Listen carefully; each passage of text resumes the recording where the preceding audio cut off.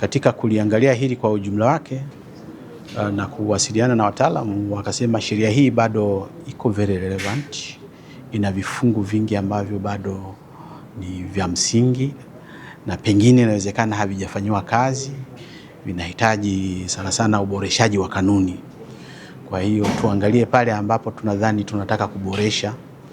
Kwa hiyo tukayaangalia maeneo ya msingi kama ambavyo tumewasilisha hapa.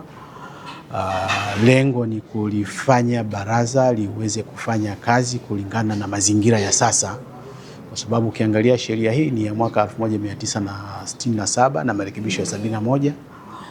Sasa katikati hapa niliambiwa kulikuwa na jitihada za kufanya marekebisho lakini haikuwezekana, lakini sasa nadhani mazingira yameswihi.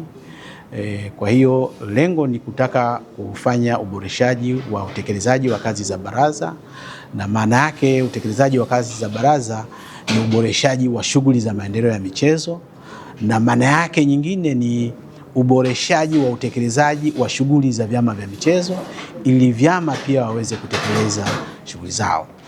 Inawezekana kwenye sheria, kwenye marekebisho ya sheria hii vyama wasione sana kwamba kuna mabadiliko makubwa yatakao, lakini nadhani katika ufafanuzi utakaotolewa kwenye kanuni zitakazokuja hapo baadaye, nadhani wataona marekebisho na namna gani ya kuboresha vyama au kuleta maendeleo ya michezo katika vyama vyao kwa ujumla wake.